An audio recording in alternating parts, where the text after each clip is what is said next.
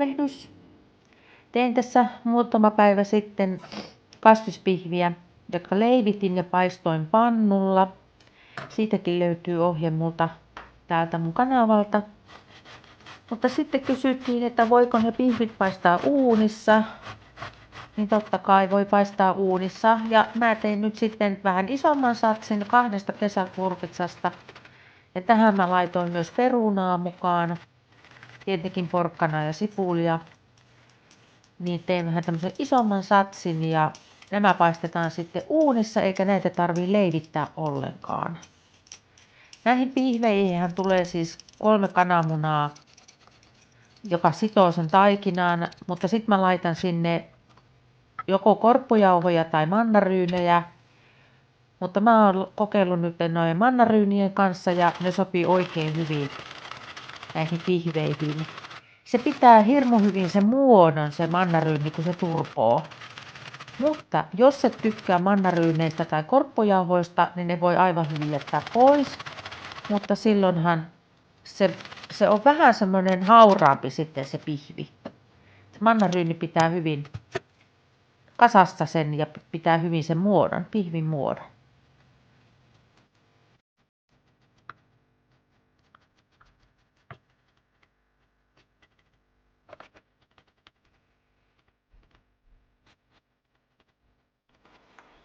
Tässä on nyt 2 kesäkurpitsaa, 3 perunaa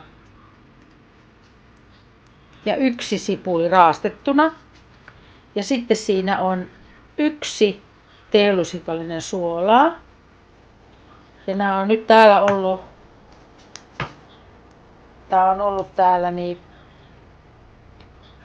15-20 minuuttia, niin kun tää on niinku itketetty, niin täällä nyt rupeaa tulee tätä nestettä ja nyt täytyy puristaa. Ja sitten mulla on tossa ne 2 porkkanaa ja 2 valkosipulin kynttä. Noita mä en itketä noita porkkanoita tähän. Vaan sitten kun mä oon näistä rutistanut nyt tämän veden pois, niin, tai nesteen pois, niin sitten lisätään noin porkkanat ja mausteet ja mannaryynit. Tulee pikkusen isompi satsi ja paistetaan uunissa pihvit.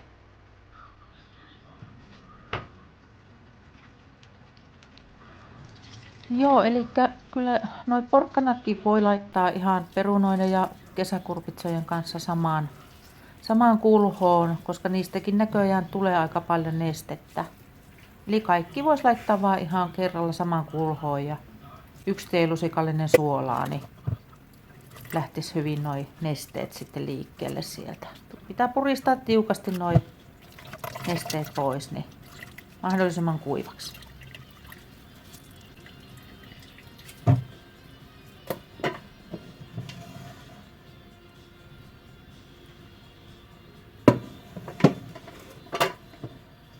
Täällä on nyt kesäkurpitsat ja perunat ja sipuli. Ja nyt mä lisään tänne sitten nämä porkkanat. Porkkanat ja tässä oli myös 2 valkosipulin kynttä. Näin.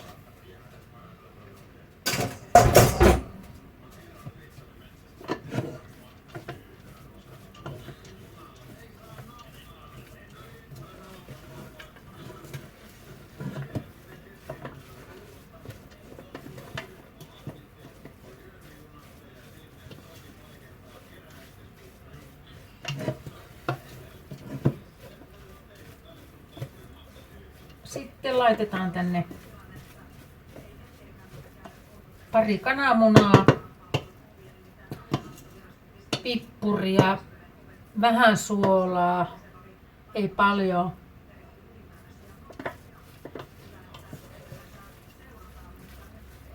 Voi laittaa suolaa, koska niin tässä nyt oli 2 kesäkurpitsaa ja perunoita ja tuossa oli itketysliemessä niin 1 teelusikallinen suolaa, niin tähän voi laittaa. Eli maustetaan. Tässä on nyt sitten 1 teelusikallinen makeaa paprikaajauhetta, vähän vajaa teelusikallinen mustapippuria, reilu teelusikallinen kurkumaa ja vajaa teelusikallinen suolaa, koska tässä nyt ei ollut paljon suolan makua, kun tässä on niin paljon kurpitsaa ja siellä on se peruna. Nämä nyt laitetaan tänne. Ja sitten lisätään pari kananmunaa.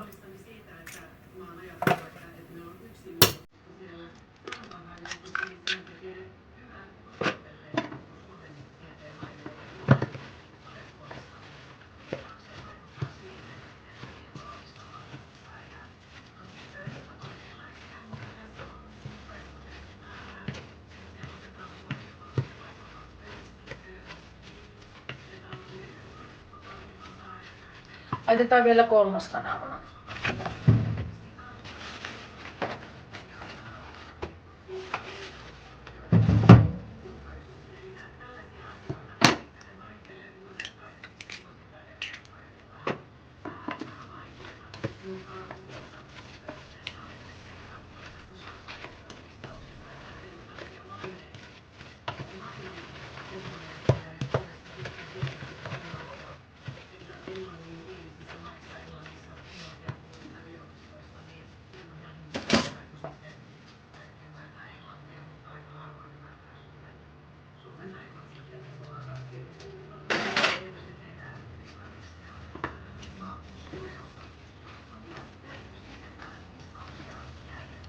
Maku on hyvä. No.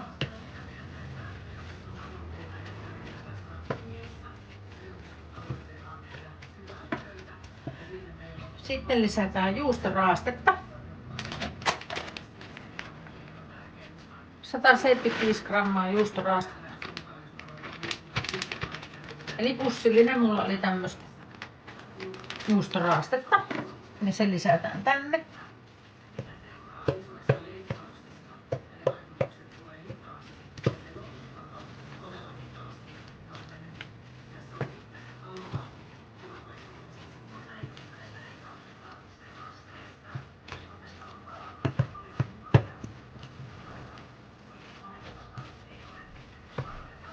Sitten mä lisään tänne 6 ruokalusikallista mannaryynejä.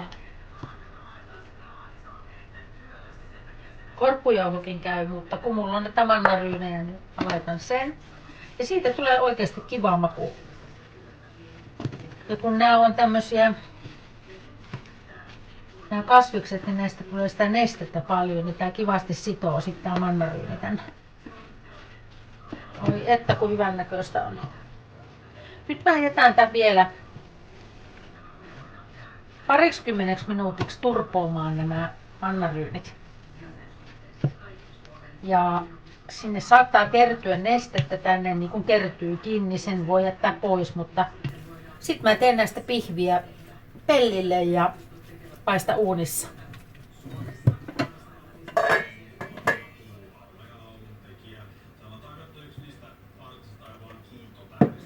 No niin, nyt tehdään sitten pihvejä.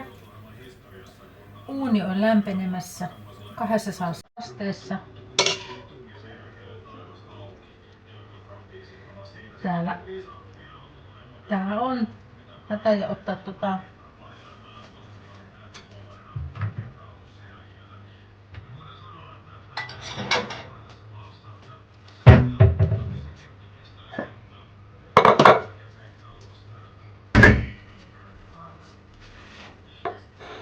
otan vielä tähän näin tämmösen, mihin mä vähän rutistan tätä nestettä. Sieltä vaan aina tulee, mutta ihania. Nyt mä en siis leivitä näitä ainakaan tähän ekapellilliseen, vaan ihan laitan näin. Tänne.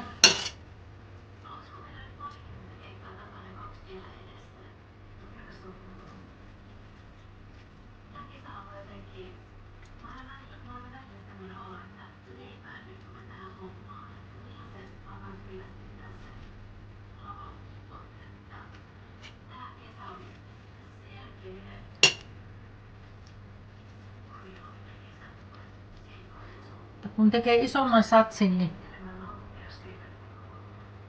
voi laittaa uuniin ja Nyt mulla ei ole itse asiassa edes paljon korppujauhoja, niin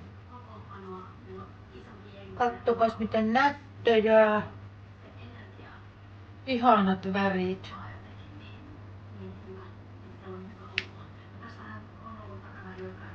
Niin. Tehdään uunipellillä.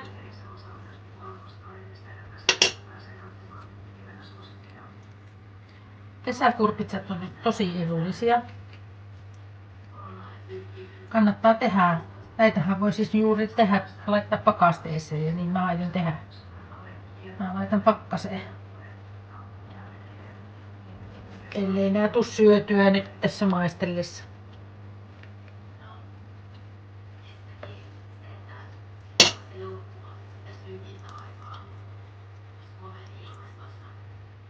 Kyllä sieltä tulee paljon nestettä vieläkin, mutta tässä vaiheessa kannattaa puristaa vielä pois.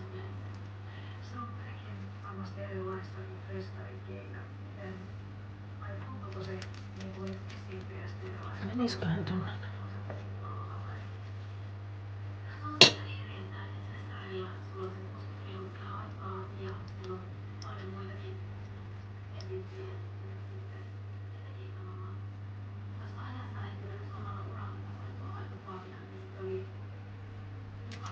Näin. Näistä tuli näin paljon nestettä. Kyllähän siellä on myös makua, että tästähän saisi vaikka hyvän kastikkeen lisukkeen vielä, jos haluaisi tehdä tai laittaa johonkin. Mutta sitten laitetaan uuniin 200 asteeseen puolisen tuntia.